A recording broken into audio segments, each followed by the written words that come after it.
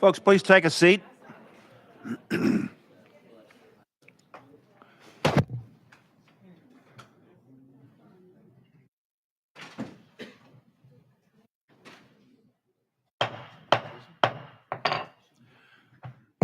The House Government Operations Committee for February 27th will please come to order. Before I ask the clerk to call the roll, do we have any personal orders? Chairman Helton, you're recognized. Pardon me, Chair Thank Lady you. Helton. Thank you, Mr. Chairman. I'd like to recognize my son, Lee Helton, who's in the audience today. Please He's here. stand. Please stand. He is here for County Day on the Hill, and he is County Commissioner for District 7 in Hamilton County.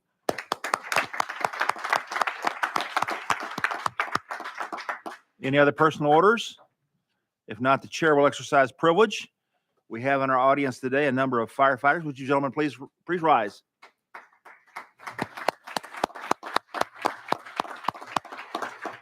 Thank you for all you do, and we appreciate you a great deal. Any other personal orders? Seeing none, Mr. Clerk, would you take the roll, please? Or Madam Clerk, sorry. Representatives Bolso, Carr, Chisholm, Clemens, Crawford, Eldridge, Faison, Hakeem, Haynes. Your mic went off there. Jones, Kiesling, Kumar, Lafferty, Littleton, Martin, McCalman, Vice Chairman Reedy, Here. Chairman Reagan. Here. Mr. Chairman, you have a quorum. Thank you, Madam Clerk. With that said, we have some housekeeping, ladies and gentlemen. What number? Item number 6 on your calendar, the Health Department. Item 9, the opioid abatement council is rolled. Item 6 says roll 2 weeks. Item 9 is rolled 1 week. All right.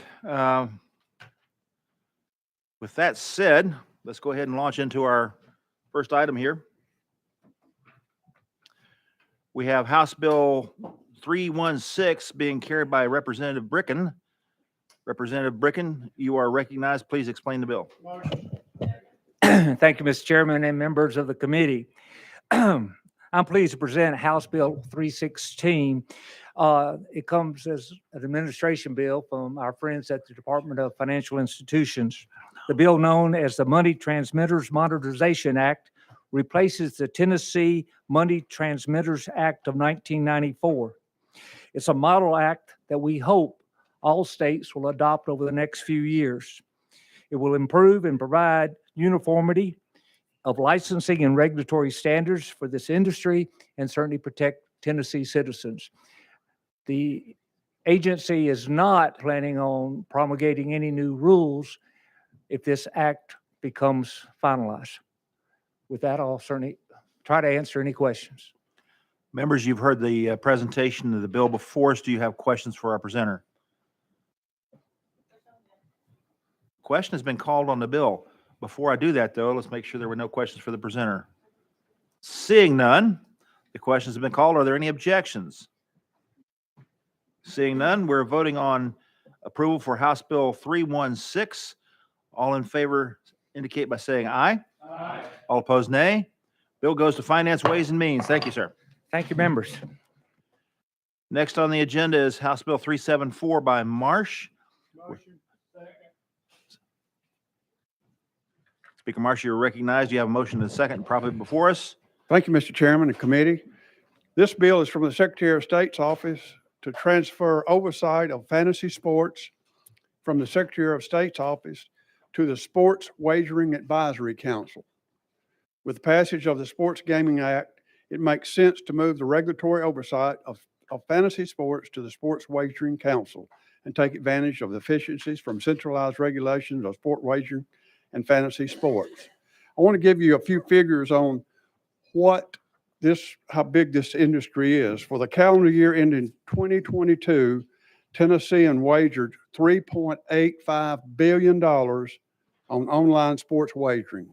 The total privilege tax collected was 68 million. By statute, this is distributed 80% to the education account that provides funds for the Hope Scholarship, 15% to local governments for infrastructure projects, and 5% to the Department of Mental Health for responsible gaming initiatives. Also, in 2021-22, 13 licensed sports books paid an annual license fee of $750,000 each. With that, I'll answer any questions. Members, we do have a question on the table. By the way, as a reminder, we have witnesses from Secretary of State's office if the questions are necessary. Representative Hakeem, you were first. Thank you, Mr. Chairman. Mr. Chairman, I may not use the right terminology or phraseology, but agreements or understandings that are in place with the Secretary of State's office, do those agreements and understandings automatically transfer over to the wagering department? And is there any type of, second question, is there any type of accounting that takes place from one place to the other? It's protecting everyone, so to speak. Before I recognize you, I need to correct myself. That wasn't Secretary of State's office representatives that are here. It's from the gaming. But go ahead and address the question, please, sir. Or do Thank you need Mr. to have them Chairman. come up and And address it? As I understand, everything transfers over to the new one. They're basically doing that now, and you've got two different offices doing it, just moving it all into one. Okay. All right. Thank you very much, sir. Representative Clements, are you recognized? Thank you, Mr. Chairman, and thank you, Chairman Marsh. My question is we've got, this is such a sports wagering, you can run afoul of sports wagering laws in many ways. Our law is pretty clear, but I've got concerns about moving something like sports wagering, regulatory and administrative oversight from the Secretary of State's office, which has ample personnel, ample oversight capabilities, and actually has some teeth to it, to a simple advisory council. I would hate for us to loosen regulation or lose some teeth in the enforcement of the laws that this body passed for the intentions that we adopted them. If by moving this to an advisory council that may have less strength, so to speak. And maybe that question is for the council itself, but can you address those concerns if I made it clear enough? Well, Chairman personally, I Clements, think it would before be- the sponsor addresses that, since you have asked for the council, would you like to make a motion? We'll go out of session to hear from him? We can, whatever. Unless the All right. chairman wants to answer it. What would you? Well, I was just going to say that I think it's adequate what they're doing now and moving it over. I think it's just going to be the same. It's going to be the same restrictions, the same regulations, and all of that. In my opinion, we got experts on both sides, and they're talking together all the time. I think it's going to be fine, in my opinion. But we can go out if you want to hear from the council. All right. We're out of session. Would the representatives of the council come forward? I believe it's Mary Beth Thomas, Randall Bechtel, and Dan Butler. Is that correct? Yes, thank you, Mr. Chairman. Please introduce yourself, give us your position, and address the question, please. Yes, thank you. Mary Beth Thomas, I'm the Executive Director of the Sports Wagering Advisory Council, and we have Randall Bechtel, our Compliance, Fraud, and Integrity Investigator, and Dan Butler, our Investigative Analyst. And thank you, Representative Clements, for the question. So advisory is really a misnomer. This council was an advisory council when it was part of the lottery. In 2022, it became a full-fledged state agency with all regulatory and enforcement authority, just as any other agency would have. So Randy and Dan are actually our investigators who are responsible for looking at illegal conduct and such. I've actually heard that Chairman Reagan might have a question about that, so I brought them along. But we actually have 14 on staff, so we do have a very fully regulatory body. Representative Clements, you recognize for a question?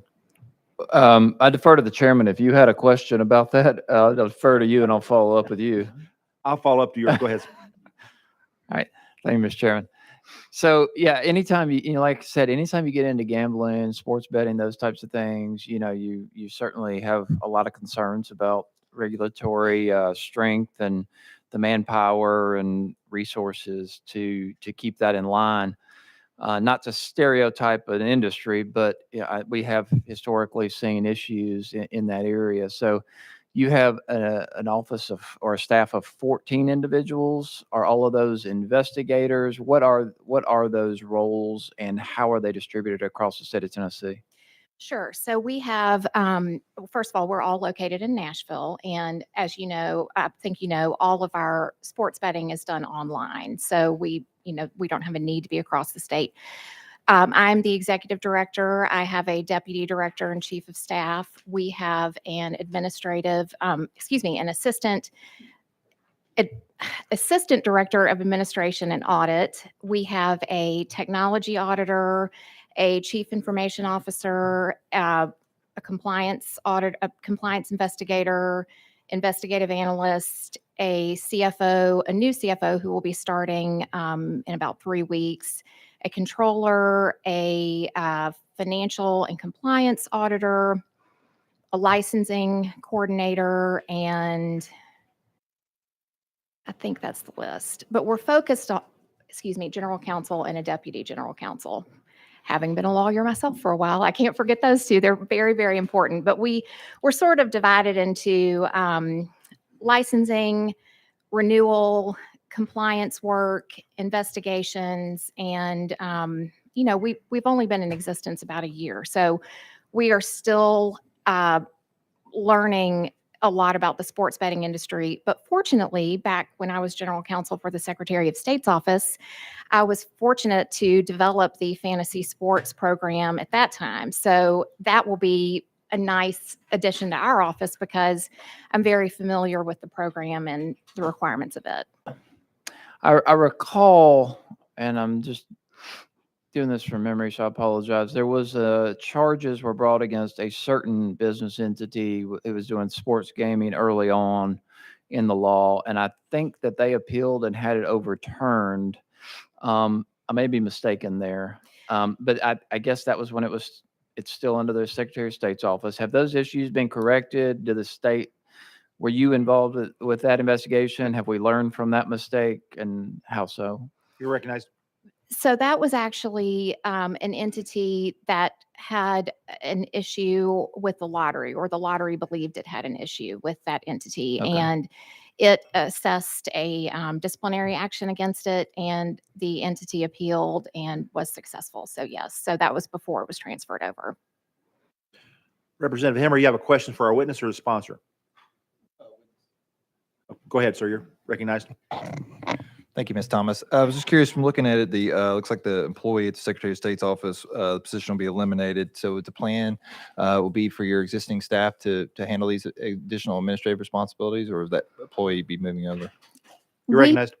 I'm sorry, sir. We plan to handle those responsibilities. We actually have a few positions open in our authority for hiring. And what I wanted to do is to integrate the fantasy sports regulation with what we have in structure now, as far as our, tech experts and our accounting auditors and our investigators. Instead of having one person who's doing fantasy sports, it's much more efficient for us to have everyone with their individual expertise on their subject to be working on that. So that's why I said, existing resources on their fiscal note.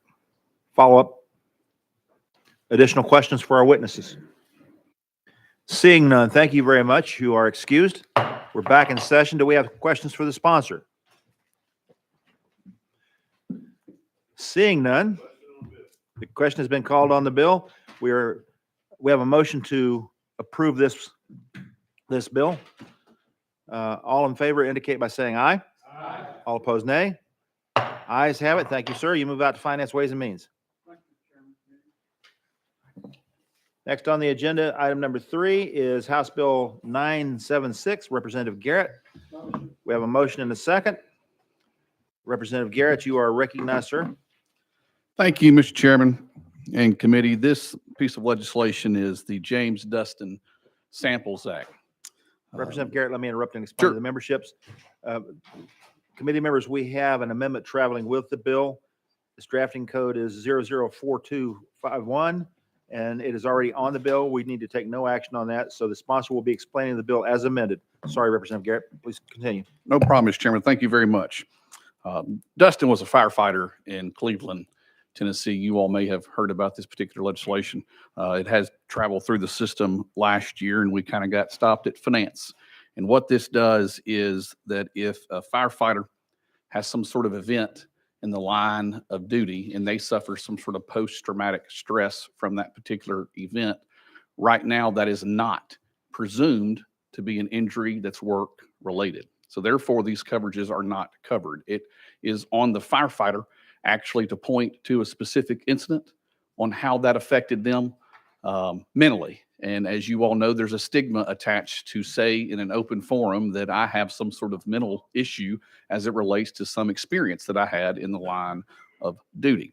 So what this act does is that it has a presumption that an event like that is related to the work injury, so we can get our firefighters the coverage that they need. So now we hope if this passes you all and it goes on to finance, we will be able to help those that help us when we are in some sort of traumatic event for our firefighters. So with that, Mr. Chairman, I'll be glad to take any questions if Members, there are any. do we have questions of the bill sponsor?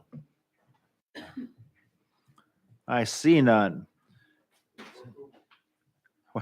Question's been called. Is that right? Okay. With that said, we'll be voting to send House Bill 976 to Finance, Ways and Means. All in favor indicate by saying aye. Aye. All opposed, nay. Ayes have it. Move out with positive recommendation, sir. Thank you, Mr. Chairman and committee. Item number 4 on our agenda is House Bill 291 by Chairman Kiesling. We have a motion and a second on the bill. Chairman Kiesling, you are recognized on House Bill 297. I show no amendments. That is Department correct. 291. Yes, that's correct, Chairman, and thank you very much. House Bill 291 is relative to outdoor advertising. This bill is really nothing more than a cleanup bill, and it's needed after we, the legislature, rewrote the billboard law back in 2020. During the rulemaking process following the statute rewrite, the industry and TDOT had many discussions. And one of those points of discussions was whether the department needed a statutory requirement to take complaints and investigate complaints and then to resolve those complaints. This bill deletes the unnecessary complaint process in the statute to allow TDOT to continue receiving, investigating, and resolving these complaints. And Mr. Chairman, you'll notice, members, there is no physical note attached to this, so it is my hope. Be glad to entertain any questions, but it is my hope that the decision is that we will launch this right out of this committee, Mr. Chairman. With that, I'll. Members, you've heard an explanation from the sponsor. Do we have any questions of the sponsor? Seeing none, we'll be voting on sending House Bill 291 to Calendar and Rules, as our sponsor has hoped it would launch. All in favor of sending it to Calendar and Rules indicate by saying aye. Aye. All opposed, nay. Ayes have it. You move out. Thank to you, Calendar and Mr. Rules, sir. Chairman and members. Members, we are down to item number 5 on our calendar, and at this point, I pass the gavel to Chairman Reedy. Thank you, Mr. Chairman. Mr. Chairman, you are recognized on item number 5 on the calendar, House Bill 208.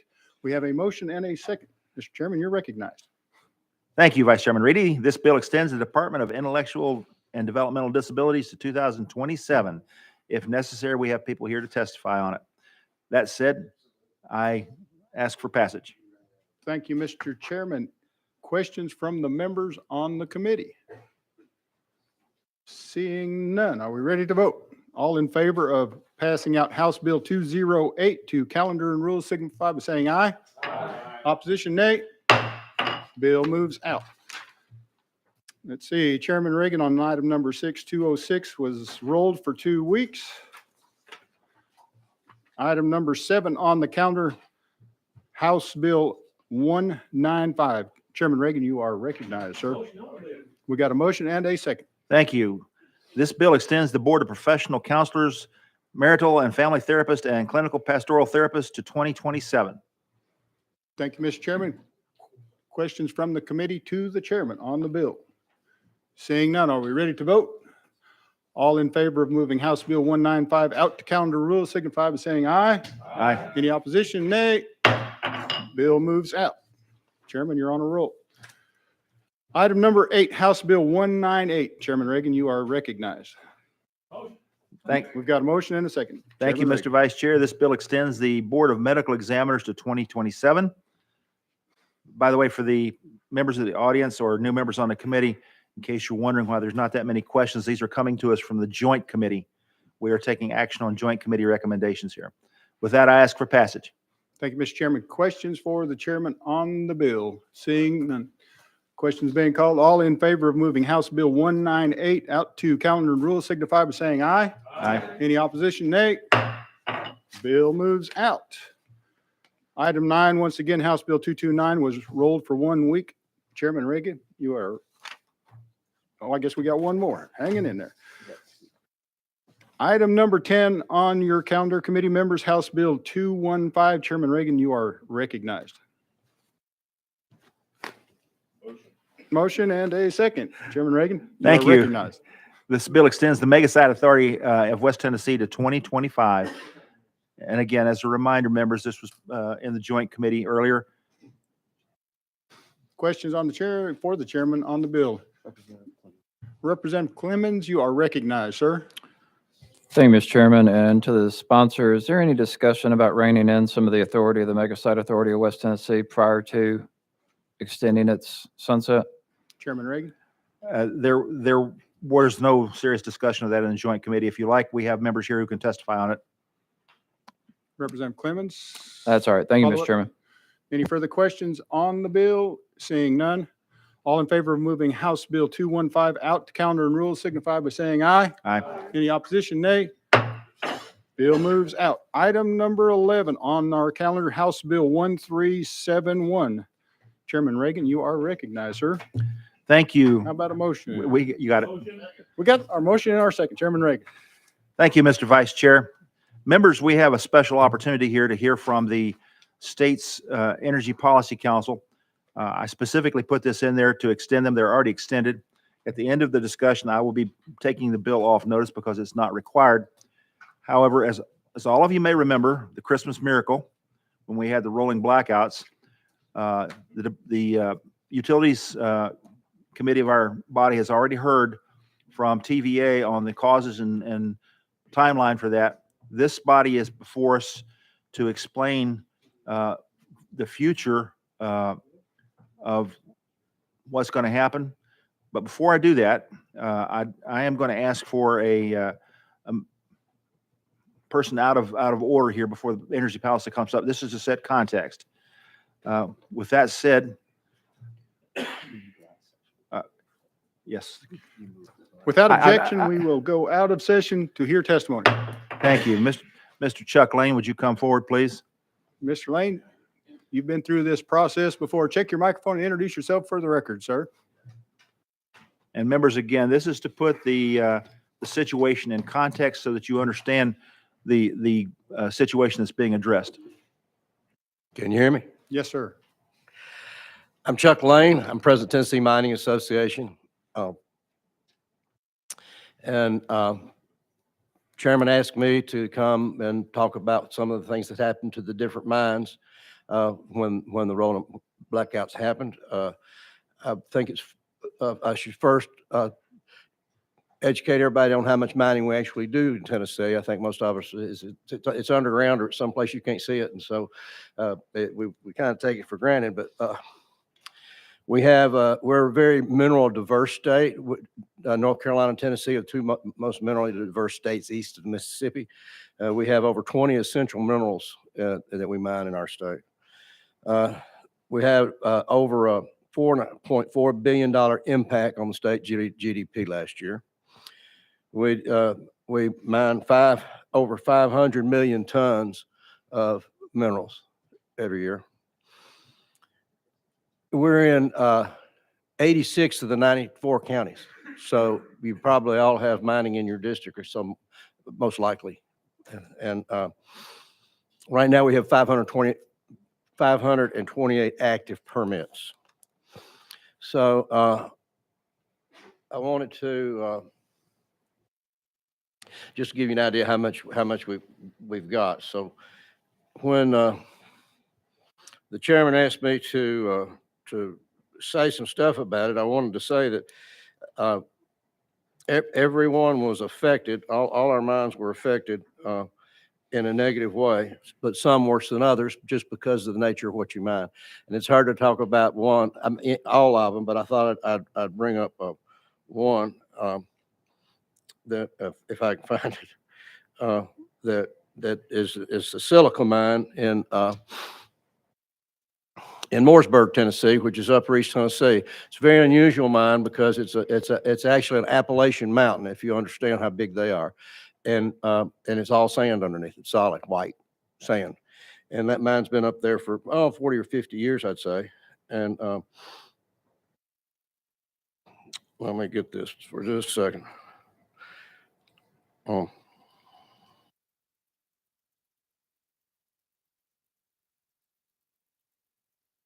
wasn't quite ready for you there, Mr. Chairman. I think there's harassment floating your way there. Here we go. So that mine, that silica mine is big, and it provides silica and sand of all types.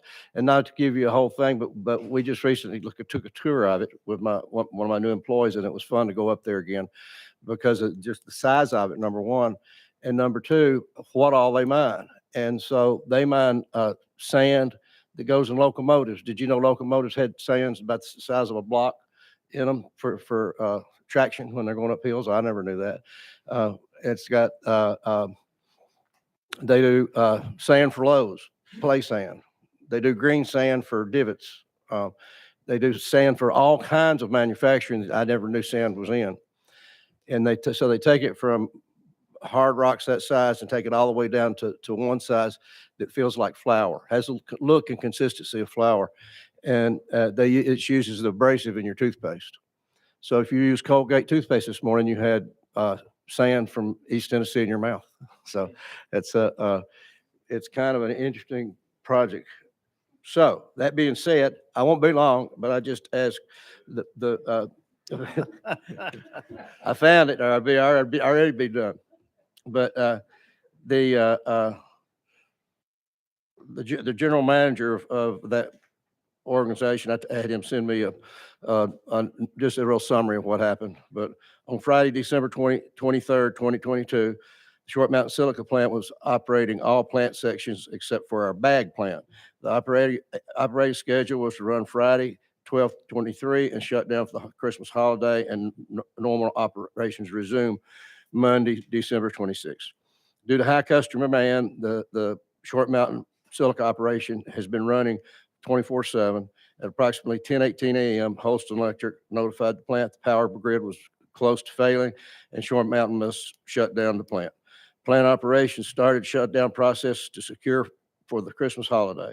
At approximately 11 a.m., the Short Mountain Silica plant was notified the main breaker providing power to the entire site was going to be pulled. The plant was without power for roughly 30 hours during a period of near zero temperatures. During the 30 hours, a group of employees rotated a 24-hour schedule to keep portable diesel heaters and diesel generators fueled to keep key chemicals from getting in the tanks. The water line froze and the office froze and busted in the lobby in the lab area. On Monday, the 26th, the plant personnel started to assess the damage. For 2.5 days, the plant personnel replaced over 20 valves, various sections of piping, and thawed out sections of piping before operations could continue.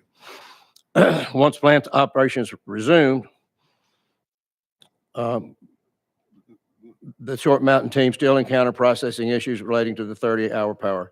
The reserve of supplies, so it goes on, but point being, they went to Holston Electric and were advised that this is probably going to happen again this summer. And so they're working with Holston Electric to find alternate power sources like diesel generators and things like that so that they can kick it on. So it's been quite an effort and quite a problem. And I get that story from a lot of different minds. So. Thank you, Mr. Lane. Any questions for Mr. Lane on this? Chairman Reagan? Mr. Lane, did you have a dollar cost associated with that to the mine? No, that's a good, I kind of asked for that and didn't get it, Ben, and I just got it this morning. So, but it was massive. And that doesn't count the sales they didn't make. They were going 24/7 because they had the work in addition to the expense and all that went with it. But had a lot. One of the things that he did mention that was disturbing was the chemicals.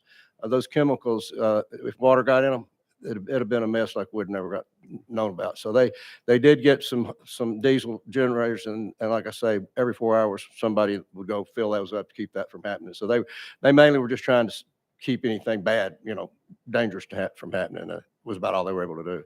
So it was just such quick notice. Any further questions or comments for Mr. Lane?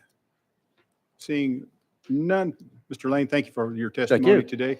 And so at this time, we'll ask the council representatives, if you folks want to come up, check and make sure your microphone is on, and then recognize yourselves or yourself for the record, please. Mr. Vice Chair, before he begins that, let me give the committee a little background. The council was created at a bill that I carried some years ago because at that time, the only input we had was from the TDEC. One of our fine public servants named Molly Cripps was the sum total of our energy policy direction for the entire state. And she certainly was not doing a bad job. But it occurred that we probably need to have more representation from across the energy spectrum. And Mr. Joe Hoagland, who is before us, is serving as the chair of that group. Mr. Hoagland. Thank you, Mr. Chairman. Dr. Hoagland? Yes, thank you very much. My name's Dr. Joe Hoagland. I do work for TVA as the Vice President for Innovation and Research. I'm here today, however, representing the Tennessee Energy Policy Council. As Chairman Reagan stated, we were developed to be able to provide and discuss and provide information around policy issues associated with energy. I have a brief statement today to make from the council around some of the issues that we're seeing in the energy industry. What we saw with the blackout in December is a symptom of something much more major that's going on in the industry. And so I'd like to talk a little bit through that, what we see as challenges, maybe some opportunities, and then be happy to answer any questions that the chairman or any of you may have. So with that, the Tennessee State Energy Policy Council has requested to provide the testimony to this committee. Council was established in 2017 by Public Chapter 458 to serve as the central energy policy planning body for the state. Its mandate is to provide ongoing recommendations to the Governor General Assembly on energy policy and state energy policy matters. The SEPC members represent a wide range of stakeholders and viewpoints to help bring the sharpest possible focus on energy policy discussions. These discussions are taking place in the midst of a very rapidly changing market, technology, and policy environment. A list of council members is on our website and is also provided with the testimony. To date, council's work has included annual assessments of different facets of the state energy sector to help inform policy discussions. Council has been providing briefings to state government officials, public presentations, and most recently, a series of steps examining the natural gas supply limitations across the state of Tennessee. Natural gas is the natural gas challenge facing Tennessee, and the council's response to this challenge will be discussed more fully in a moment. The council's reports are available online at a website maintained by the Tennessee Comptroller Office of the Treasury. Today's testimony is motivated in part by the concerns regarding the rolling blackouts in December of 2022. As we just heard, there were definitely some issues and concerns from those activities. And while those blackouts have been and will continue to be addressed by TVA and local power companies, they highlight an evolving energy system and the impact of a unique weather event on our service delivery.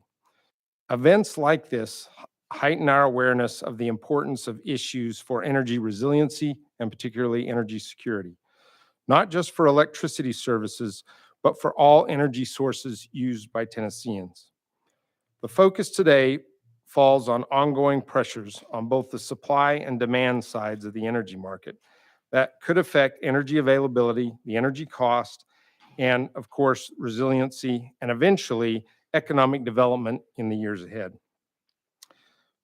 Council's work on the subject is ongoing, and the council will issue more comprehensive assessment in the months ahead. In way of background as to why is this occurring now, the reality is that the energy consumed by residents and businesses in Tennessee come from many sources. And while the state holds some energy resources, notably hydropower, that are used for electricity generation, most energy supplies like nuclear fuel, natural gas, coal, and petroleum are sourced beyond the state's borders. As a result, Tennessee must react to global and national market forces that impact those energy supplies and prices. Energy markets are also regulated by the federal government, including the Federal Energy Regulatory Commission, FERC, and together these external forces sharply constrain state government's ability to affect energy market supplies, energy distribution systems, and prices. The electric grid itself is a complex network that moves the electricity from its source to its end users. The management of the grid is complicated by the diverse sources of energy used to meet that demand. Some of those sources, like nuclear and hydropower, providing ongoing energy to meet baseload demands throughout the day, natural gas used to meet baseload demand and as well to meet peak power demand. Power companies are accustomed to managing these type of energy resources. However, we now have more renewable sources such as solar and wind that can only be used as weather conditions allow. Managing the use of renewable energy resources and balance them along with traditional baseline energy resources represents an ongoing challenge. Consumers today also want other attributes with the power that they purchase. Some want green or clean power, further complicating the power resource management. And finally, the grid that links generation across regions, state borders, creates a complex set of security issues and system interdependencies that must be addressed. Natural disasters, weather events, accidents, and terrorism, including breaches in cybersecurity, are among the many threats to the grid. Note that the movement of natural gas and petroleum products throughout pipelines is also subject to similar threats as the electricity grid. TVA follows best practices under the umbrella of federal regulations and oversight to ensure grid security. In a separate report recently prepared by Council, recommendations were made regarding protecting the integrity of the grid, and they included a list of diversification of energy supplies, which I'll talk more about in a minute, promotion of large-scale utility energy storage systems, increased energy efficiency, and setting of standards that can be used to reduce energy demand. In addition, the Council recommends that TVA be encouraged to work with researchers and universities and the National Lab to model the likelihood of events like blackouts that are subject to unique uncertainty and complexities and offer recommendations to support system integrity. They should engage council and potential partnership with state agencies to organize a public conference that would gather experts to discuss cutting-edge responses for these rare effects affecting the electric supply. And last, encourage the state to invest in a multidisciplinary, multi-institutional Tennessee Energy Institute to nurture in-state technologies and energy technologies to help ensure resiliency and security. The demand for energy is growing. Tennessee has seen very strong population growth, particularly in the recent years. That is a major contributor to the rising demand of energy. Since 2000, the state's population growth rate has exceeded the relative growth rate of the U.S. population. Moreover, the state's population is projected to grow an additional 14.4% between 2020 and 2040. which will further increase electricity demand. Many businesses in Tennessee, such as familiar retailers, are tied to a rise in state consumer population. As the population grows, these businesses grow as well, further increasing that demand for energy. Steps to promote energy efficiency can temper the demand growth and reduce pressures on the energy delivery system. Businesses in the state's agricultural and industrial sectors produce most of their commodities and goods for sale to consumers outside the state. These businesses must remain cost competitive to be able to compete in global and national marketplaces, meaning that ensuring their competitiveness and thus their ability to employ Tennesseans, contribute to state and local taxes, requires a diverse energy portfolio that can yield adequate, stable, and competitively priced energy sources. Tennessee has a relatively higher share of manufacturing jobs than the whole of as a whole from the nation. The Tennessee Department of Economic and Community Development, along with communities across the state, are actively pursuing new industrial jobs to improve the state's well-being. Since 2019, the state has received new job commitments totaling 81,435. Projections indicate that the state will see stronger growth in manufacturing jobs relative to the nation between 2022 and 2033. Ongoing population, business, and industry growth requires an increased and diverse energy portfolio to power our automobiles, heat and cool buildings, support heavy industry, and agriculture. And while the state must rely heavily on markets to meet these needs, it should look for opportunities to influence them to our advantage. A case in point would be that of electric vehicles and plug-in hydrogens, which represent a small share of the current transportation fleet in Tennessee today, less than 1% of the vehicles on the road. However, significant growth is expected as the technology improves, costs and charging times decrease, and charging stations become available more widely. Electric vehicles are especially important to Tennessee because of the state's large automotive sector. In 2022, 72,000 jobs in the state's transportation equipment sector accounted for 1 in every 5 manufacturing jobs in the state. A significant number of jobs in other sectors of the state economy, both inside and outside the manufacturing sector, support the state's automotive sector. Vehicle assemblers, parts manufacturers are in the process of transforming their products to accommodate the increased demand for electric vehicles. The energy demanded by electric vehicles is modest today, and it can be accommodated by the existing generation capacity and the grid infrastructure. Currently, TVA anticipates about 200,000 electric vehicles in service in our area by 2028, which only represents 0.5% of the load. Pressures on demand arising from growing prevalence of electric vehicles are expected to be migrated by home charging and will typically occur off-peak. The real pressures for the load will come through the manufacturing. In order to address this, there are a number of technologies that are being considered and assessed. First, after many years of research and the pursuit with the Nuclear Regulatory Commission, approval for SMRs, small modular reactors, are now being designed for demonstration at select locations across the country, including a proposed demonstration project in East Tennessee. SMRs are smaller than traditional nuclear power plants with a capacity equal to or less than 300 megawatts. Some designs propose to package multiple units within a common facility to produce 600 or more megawatts. SMRs offer clean, safe power that enhances power generation, resiliency, and reliability through supply diversity, and they can potentially be deployed in unique situations to meet niche markets.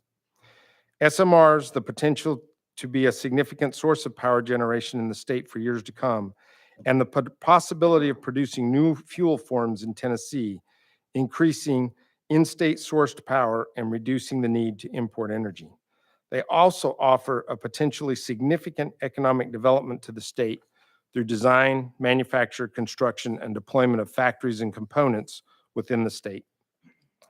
The assets to support SMR activity are already present in Tennessee, including the Oak Ridge National Lab, of course, TVA, colleges and universities working on the issues across the state. And it is noteworthy to note that 3 companies involving SMR work are already present in the Oak Ridge area: Kairos, X-Energy, and USNC. Increased economic activity centered on SMRs has already yielded benefits in terms of supporting jobs and occupations related to the nation's nuclear sector. But what about the coal plants? TVA's Tennessee Valley TVA has indicated that its plans to retire its coal fleet powered plants by 2035. Between 2013 and 2022, 4 coal-fired power plants in Tennessee were decommissioned. The Bull Run power plant is scheduled to be retired in December of this year. In 2019, TVA generated approximately 17% of its electricity from coal. This is a sharp departure from 2004, when 57% of the electricity came from coal. Reduced reliance on coal, however, reflects many forces, including the aging of the coal power plants, the associated costs for refurbishment, environmental concerns, and the emergence of alternative energy sources, including storage, solar, and wind. And of course, much cheaper and more abundant supplies of supplies of cleaner burning natural gas. The power loss created by coal plant closures is being met with a variety of sources, including natural gas and renewables such as solar power. Hopefully, SMRs will also contribute to the meeting of the state's baseload energy future needs as well. And lastly, let me talk about natural gas.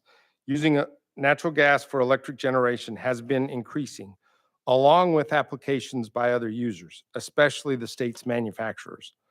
Natural gas usage has been rising more rapidly relative to overall energy consumption in Tennessee. Most natural gas supplies are sourced outside the state and shipped across an increasingly constrained network of interstate and intrastate pipelines. Supply constraints can seriously impact economic development and prospects for the state. There are already documented examples of natural gas capacity constraints across Tennessee today. Council has conducted a preliminary needs assessment to identify the scope of these constraints, relying on direct interviews with over 30 experts and a survey of local natural gas distributors through the Tennessee Gas Association. Our findings include that the current supply and constraints in the eastern and middle portions of the state. There's pervasive supply problems in rural communities across the state, and serious concerns regarding the future of natural gas availability and competitiveness. Some communities today cannot meet expanded industrial natural gas requests, which means that the industry and jobs must locate elsewhere. Agricultural users, in particular poultry producers, also suffer from supply constraints that leads to higher costs because of the need for higher price substitutes. There are no current plans by major natural gas pipeline companies to expand capacities in Tennessee. This is especially concerning because of the extended time it takes to deploy significant new gas pipeline. Based on the council's research findings, a proposal was submitted to the state in the current budget cycle to fund a comprehensive natural gas needs assessment. A one-time state appropriation of $400,000 was requested to support the study. The funding is not included in the current state budget proposal. The proposed assessment would be undertaken by private sector specialists and managed and overseen by the council and the UT's Baker Center.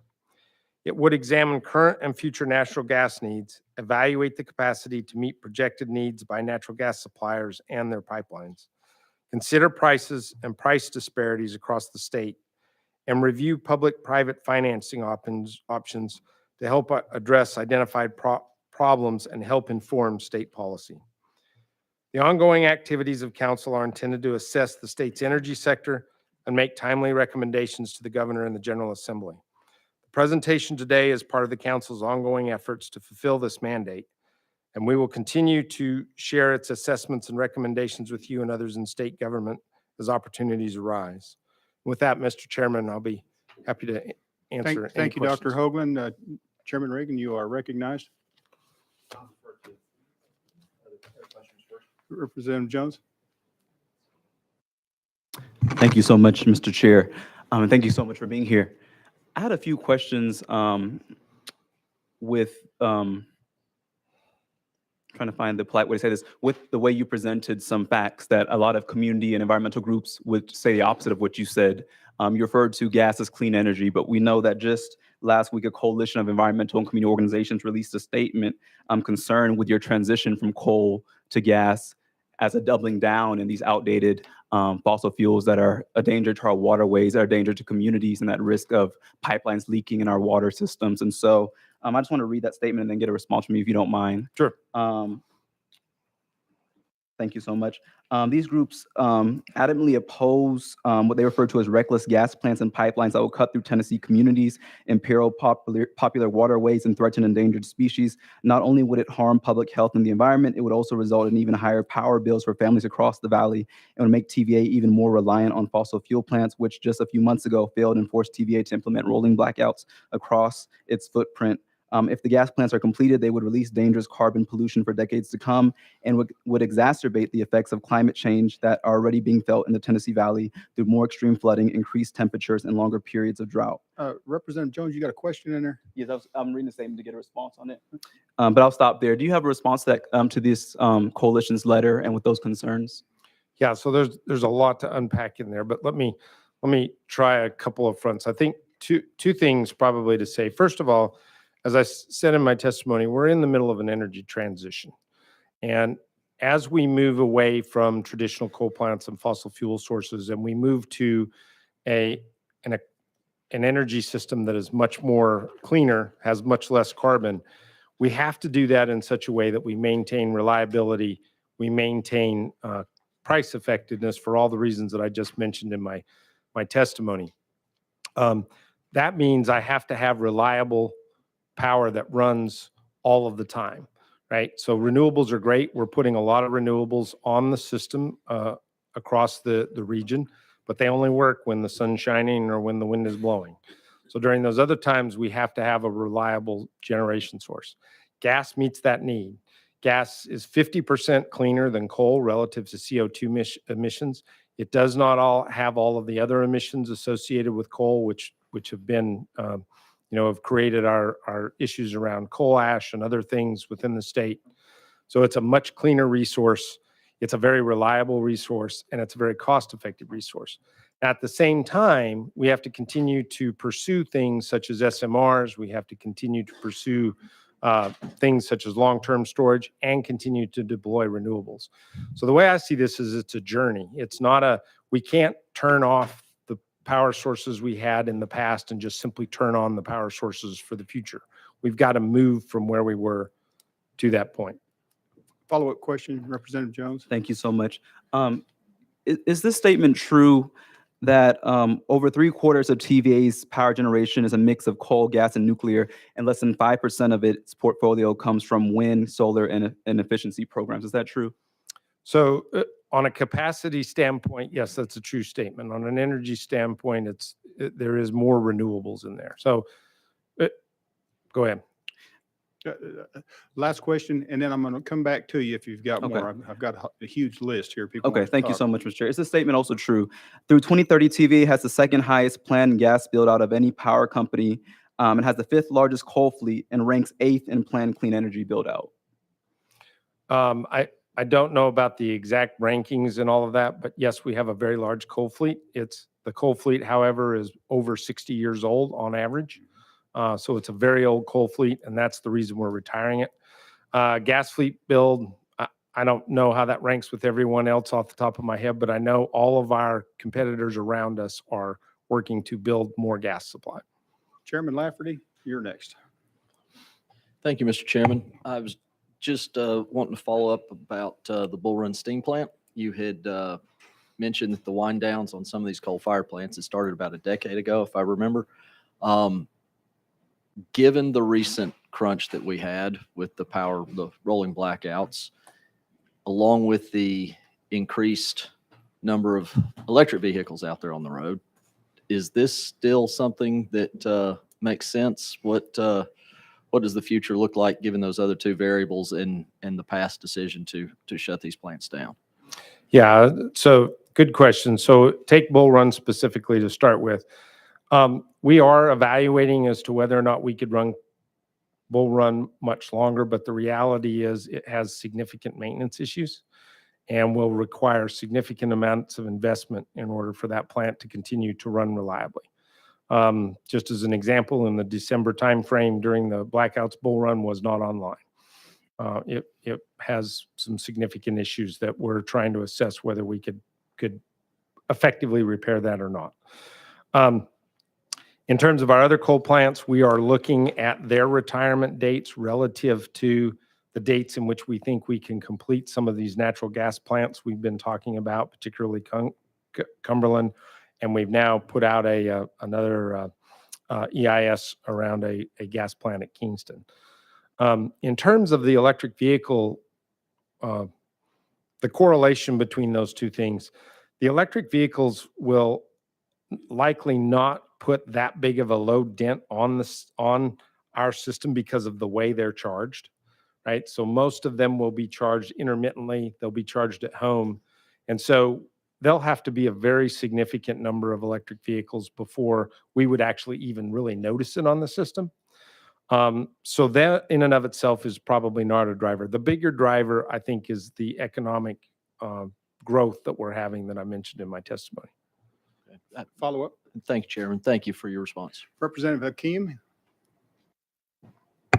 Thank you, Mr. Chairman. And thank you, sir. As I believe, I might be saying this properly, new systems of service delivery that we may be looking at compared to, say coal in the past, we're looking for something new in the future. Two questions. Okay. One, what I picked up from what you're saying is that we're moving in a direction of smaller nuclear reactors as far as generating that power we're talking about. Am I correct on that? And if so, is that a major investment? Yeah, so small modular reactors is the direction we're going, and there's a couple of reasons for that. First is they are inherently much safer and easier to manage than the very large scale reactors that we currently have online today. Secondly is as we think about this energy system we're transitioning into, the changing dynamics on the power system are extreme. So if you think about a current nuclear power plant, it's like over 1,000 megawatts for one unit.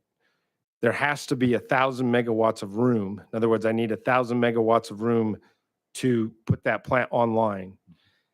I can't take it off until I've lost 1,000 megawatts of need. So it's very inefficient and very difficult to manage. If I have several, say 300 megawatt chunks, I can take them on and off as needed. And then that helps me manage the changing dynamics of the system much more effectively, which is same reason we're trying to go to gas plants. Gas plants are very fast to come on and off. Okay. Representative Hakeem. Thank you, Mr. Chairman. I guess maybe the past year, we've had some problems with some of our electric utilities. I'm gonna call it terrorism. And as we go forward, those type of facilities or the reactor modules,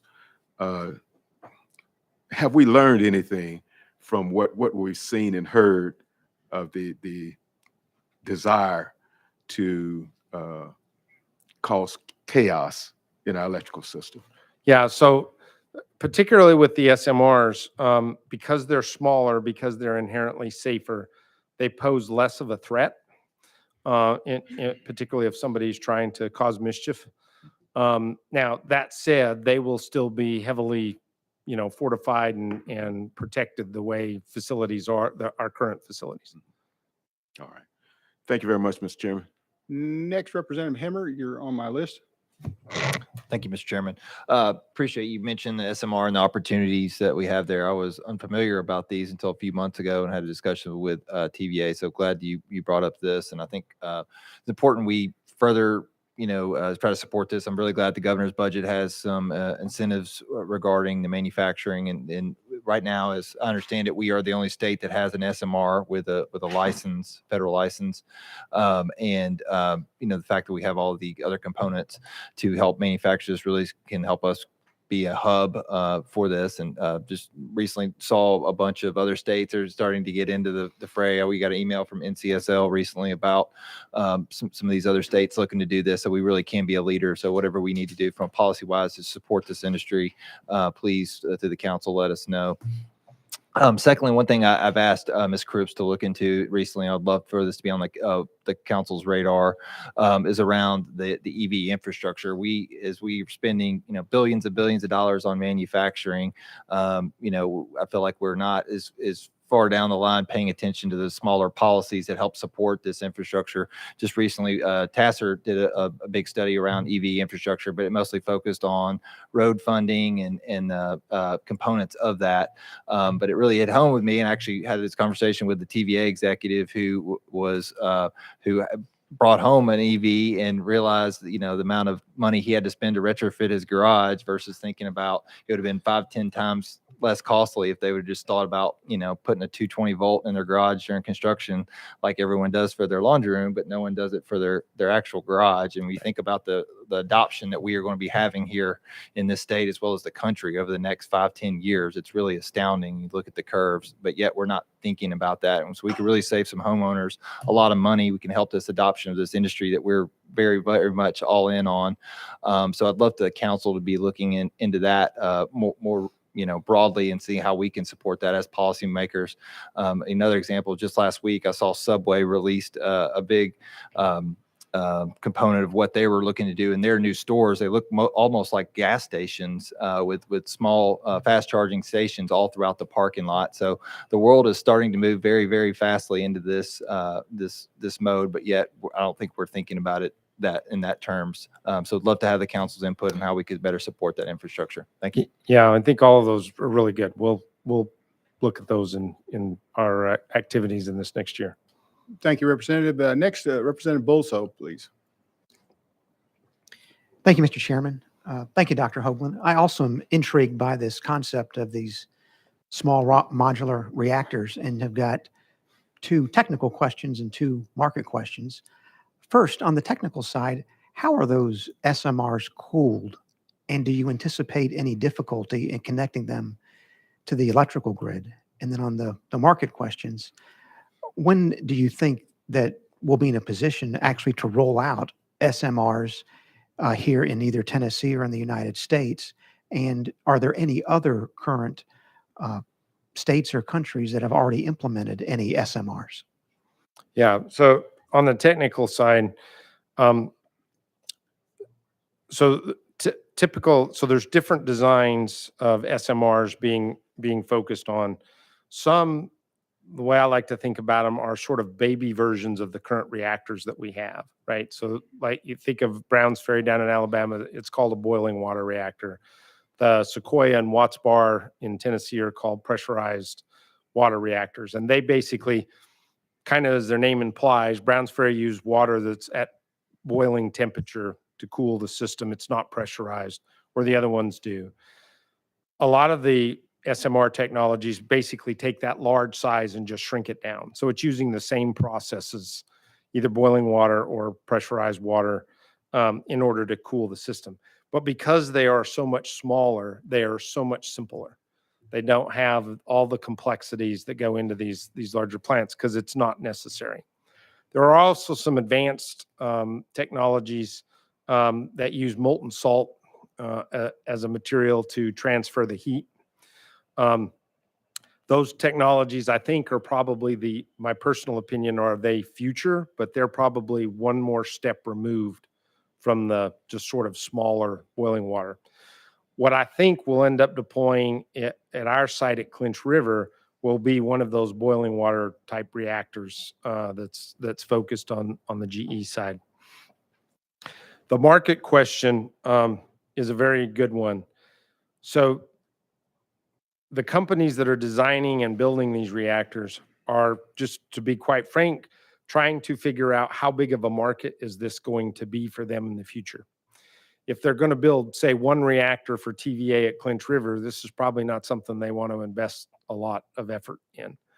On the other hand, if they can see that they're going to get to build a lot of these, some for TVA, other power companies in the US and internationally, then they would want to make their own personal investments to make sure that the technology is good and that the technology is as cost effective as possible.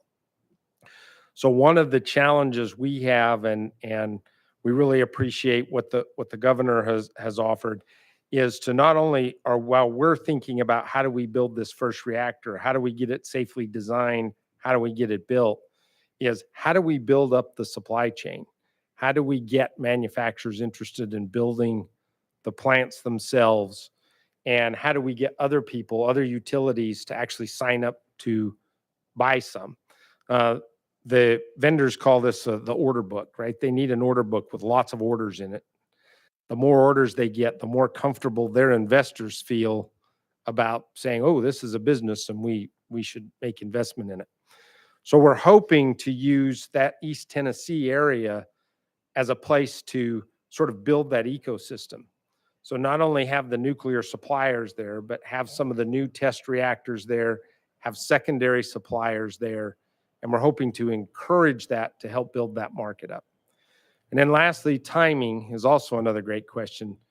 There are, as mentioned, our site is certified to put a reactor there, but we got to now get a reactor that has a design approved by the NRC.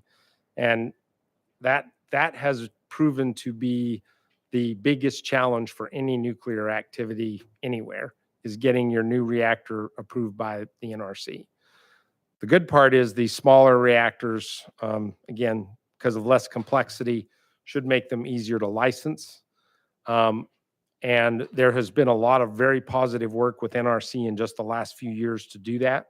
So our expectation is that we will be able to move through that and be able to move into construction such that we would have an SMR, in the 2030-ish timeframe. Representative Bolson? Anything further? Thank you, Mr. Chairman. Thank you, Dr. Hoagland. And of course, Dr. Hoagland, and to the members on the committee, it was 8 years ago, I brought a piece of legislation talking about molten salt reactors. And of course, visiting with the lead scientist at Oak Ridge Laboratories, he said, well, it's coming, but it's probably 25 years out. So it looks like, well, we're probably 15 years closer, and exciting with the technology, and our universities across the United States are currently working on that and talking about the challenges they have. Chairman Reagan, I have you next. If there are others, I'll defer till last. Any further questions? All right, back to you, big guy. Thank you so much again, and for being so patient with these questions. A recent analysis by the Sierra Club demonstrated that if TVA chooses to build a new methane gas plants and pipelines, they would be obsolete in just 10 years due to TVA's own carbon reduction commitments. And so based off that analysis, we would be asking the public to invest in this new infrastructure, and then within 10 years, because of your company's own commitments, they would be defunct. Can you explain that and how that would work? Yeah, I think so first of all, I'll go back to what I said before. We have to have the sort of that reliable, stable power generation, which we think gas can do that. Now, that said, we do have a plan to decarbonize the activities that we have. We've already talked about SMRs. One of the other major research efforts that's in play with ourselves and several universities, and of course, Oak Ridge National Lab, is how do we do carbon capture and sequestration. So as we build these gas plants, we are building them such a way that as the technology for carbon capture becomes commercial, we'll be able to add that technology onto those plants and capture that carbon. The real trick is once you've captured the carbon is, okay, that's great. Now what do you do with it? And the first thing that most people think of is you do carbon sequestration, which means you bury it under the ground in a saline aquifer. We're in the process now of analyzing the geology at many of our sites across the region to understand just how much sequestration we could actually do. The reality is the overall geology of the Tennessee region is not super conducive to carbon capture. So we'll be able to do some of that, or sorry, carbon sequestration. We'll be able to do some of that, but not a lot. The other alternative, though, is to make products out of it. So working with Oak Ridge National Lab, working with some other universities, working with the Electric Power Research Institute, we're looking at how can I take CO2, potentially hydrogen, and produce biofuels. Those biofuels can then be utilized in other industries right now that are carbon intensive. So for example, heavy truck transportation, shipping, aircrafts. Most of those things are going to be difficult to electrify just because of the size of the battery and heaviness of the batteries needed. But alternative biofuels are a potential. All tons of work that have to be done, but we're all working in that direction. Can I just ask one more Representative Jones? question? Thank you. This is my last question. You keep repeating that we need a reliable energy source and referencing gas, but in this most recent blackout, it was the Cumberland fossil plant and other natural gas plants that couldn't operate in extreme weather. In fact, many scientists and advocates in the community argue that renewable energy is a more reliable energy source. It's available 24/7, and it will be more conducive to these increasing extreme weather events Yeah. that we'll be having. Yeah, so first let me correct, solar and wind are not available 24/7. Solar only works when the sun is shining. Wind only works when the wind is blowing. And so, the mornings of this December event, for example, there was no solar running. Yes, later in the day, solar worked quite well in the places where it wasn't snowing. But those sources are what we call intermittent sources. They're very important in order to be able to deal with decarbonization, but because of their intermittency, we have to make sure we have power to make sure we don't have kinds of blackouts and things we had in the past. As for the gas plants, yes, they did not perform, and I think other folks from TVA has talked to folks. We are taking steps to ensure that doesn't happen again. We basically build and design gas-fired plants, or have historically, for being in the South, because that's where we are.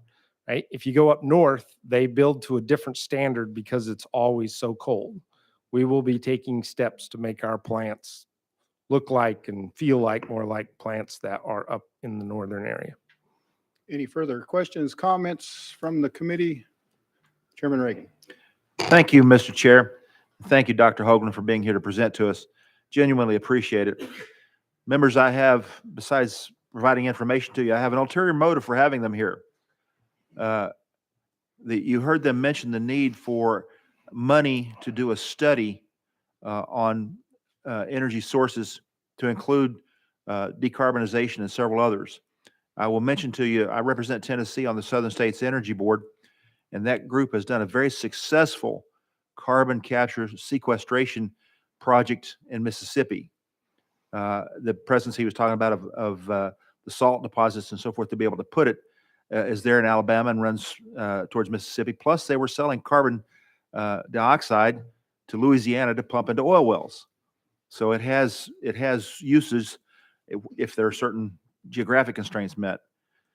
But my real purpose, like I said, is to try to gain support so that we can run a budget amendment to be able to fund that study. I had hoped the governor would put it in his budget request, but I lost that fight. So I'm here pleading with my colleagues to put your support behind a budget amendment to be able to fund that study. With that said, Mr. Chair, I think we have no more questions, and therefore I would like to go back into session to take this bill off notice.